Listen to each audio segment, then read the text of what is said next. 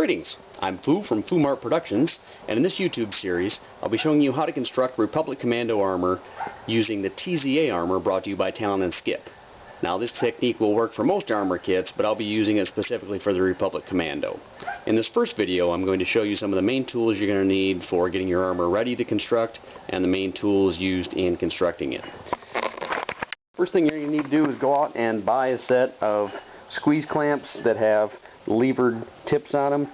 That way they'll adjust to the angle of the shims that you're gluing in as you put your halves of armor together. I use the larger sizes to get deeper in, the mediums for mid-range, and of course your small guys are going to be very essential as you get into smaller pieces. You're going to need a good file set. Cobalt makes a nice one you can pick up at Lowe's. Does a good job of not getting clogged up with plastic as you go through your work. I think this is only about 15 bucks. Your number one friend in this operation is going to be the Dremel. I recommend a variable speed so that you can adjust to different types of plastic, different thicknesses of plastic. You'll find that if it's too fast, you're going to be melting the ABS or the hips, and if it's too slow, you're just going to bounce off it. So variable speed's your friend, while the flexible extension is not a requirement. It comes in handy, but that's another couple bucks you might not want to spend. I use a diamond blade. It's a metal disc with diamond chunks in it. They're really only a couple of bucks. You can pick them up, a sheet of 5 of them at Harbor Freight for I think $6. You can use the sand type bits, but they tend to break more often and they've got a thicker kerf, so stick with the diamond tip if you can. You're going to need a random orbital sander of some sort. Doesn't matter the brand. Just make sure that whatever it is, you have the ability to buy replacement pads. I recommend the Gator brand. They do a great job of not getting clogged up as quickly when you're sanding plastic and the glue that we use. I use DevCon plastic welder for all the main body construction and holding shims together. You can find it at Ace Hardware, or you can order it at acehardware.com.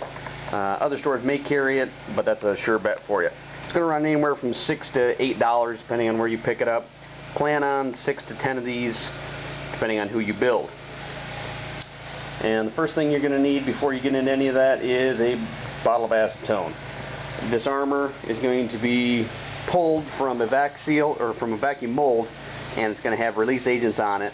You're going to need to wash those off. So either prior to cutting your edges off or just after cutting your edges off, the first step will be to give it an acetone bath, meaning that you're going to take rags, dip them in acetone, get them nice and wet, and you're going to take each part.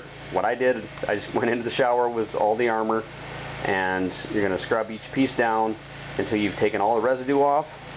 Once the residue is all clean, you're going to need to give all the armor a bath.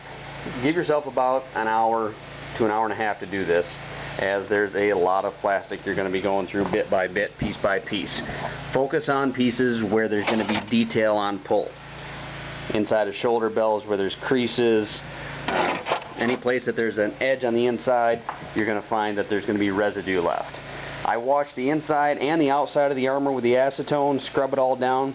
This makes sure that there's nothing left on there that's going to interfere with the application of paint or the bonding of glues. In the next video, we're going to discuss the trimming of the armor and where you go from there.